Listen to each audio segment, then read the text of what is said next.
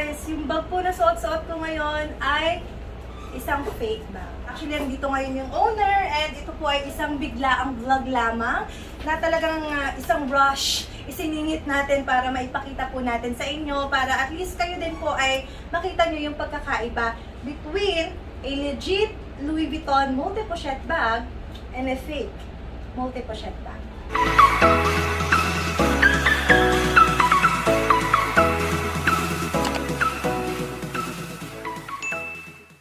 So Luxers, dito po makikita nyo, meron tayong dalawang Louis Vuitton multi-pochette bag.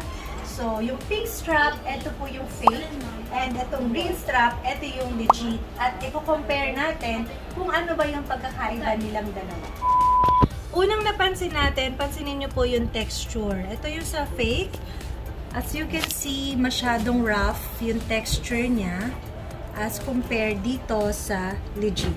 So ito medyo smooth, 'di ba? Even po dito sa kanyang dalawang coin purse, as in very visible po sa camera, mapapansin nyo na ibang-iba yung texture nitong fake one as compared po dito sa legit. Titigan natin yung kanyang vachetta leather. So, kung mapapansin nyo, sa kulay pa lang, ibang-iba na sila, di ba? Ito po kasi is brand new, kaya maputi pa po yung kanyang vachetta. But this one, ang claim sa kanya ni owner is pre-love na may pagkapatina yung kanyang color. Kaya lang, yung pagkakulay po niya kasi is parang kinulayan na vachetta. Hindi ito ang tamang kulay ng isang vachetta leather kapag nagiging patina siya. Pansinin natin yung font niya. So, mas manipis yung font ng Louis Vuitton Paris dito as compared sa legit. And also yung kanyang stitches. So, mapapansin nyo, sobrang poor nung pagkakatahi po niya dito. Isa pa pong napansin ko, i-flip natin. Kita nyo po yun, yung parang may mga glue area dito. 'Di ba? May glue siya. Pero tingnan natin yung legit. Kung meron ba siyang glue sa likod. So wala po. Purely yung stitch lang ang makikita natin. Now let's move on sa kanyang hardware. Kung mapapansin nyo po, so this one is the legit, ito po yung fake. So yung legit po, tingnan nyo yung pagka-gold niya. As in yellow gold talaga siya. While this one, yung fake po, light gold na po siya or para siyang nagro-rose gold na po yung kulay. And kung titingnan po natin yung quality ng hardware niya, very poor po yung quality. As in yung parang alam mong mumurahin lang po yung dating ng kanyang hardware as compared dito sa legit. At isa pang napansin ko, pansinin nyo po yung chain niya. So, dun sa fake, masyadong matataba po yung chain as compared dito sa legit na mas thin, mas payat. At itong bilog na to na nagkakabit sa hook at sa chain, tingnan nyo po, kita nyo po, it's a plain circle lang. At i-compare nyo dito sa legit, na meron naka-engrave na Louis Vuitton at mataba po yung kanyang pagkabilog. And actually, oblongated nga po siya eh. Oval siya as compared po dito. So, dun pa lang, sobrang laki na po ng pagkakaiba na mapapansin nyo po. Now, again po, sa hardware niya, let's move on dito sa kanyang zipper area. So, pansinin nyo po yung zipper pull. Kung mapapansin nyo, ito pong legit smooth, as in makinis. Unlike nung pong fake, kita nyo po parang mayroon siyang bukol-bukol na area. Yung talagang may rough area siya na hindi pulido yung pagkagawa niya. And of course, yung kulay. Kitang-kita natin yung pagkakaiba. Super light yung pagka-gold nung sa fake. Now, let's move on sa kanyang interior. So, ito po ang makikita natin na pagkakaiba. Tingnan nyo po yung sa fake. Tingnan nyo yung pagkakatahi na dito sa may gilid as compared dito sa legit. See? As in talagang pulido na nakaano talaga siya po. Meron siyang ayun yung sa gilid niya. So, mas structured yung pagkakabilot sa kanya. Kita nyo po yan. Sorry, medyo nahirapan ako i-describe siya pero tingnan nyo na lang po yung pagkakaiba nila. Even po yung tahi sa loob. Ito po yung sa legit. Luxers, now, punta tayo sa kanyang strap. So, dito pa lang po sa strap niya, kitang-kita po natin ang pagkakaiba. Unahin natin sa kanyang length. So yung haba po nito mula dito sa dulo ng hook hanggang dito sa may area na to, sa may buckle area. Pag sinukat po natin siya, it's actually 10 inches ang haba. Pero, tingnan po natin yung fake. So, mula dito sa may buckle area hanggang sa kanyang dulo ng hook, it's only 8 inches. So, kinapos ng 2 inches. And, tingnan nyo po yung buckle niya. Ito po, masyadong mataba at masyadong malaki. As compared po sa buckle ng legit na payat lang po siya. Rectangular siya, pero hindi po sobrang malapad katulad po nito, na malaki po yung kanilang space. Yan. See? Tingnan nyo po yung tahi dito sa may area na to. So, yung pink, yung fake, tingnan nyo po yung pagkaka-stitch niya as compared po dito sa legit, dito sa green. And, ito pong D-ring, sobrang bulky, sobrang laki po ng D-ring ng fake as compared sa legit, yung Louis Vuitton na name. Ang laki po ng pagkakaiba dito sa legit.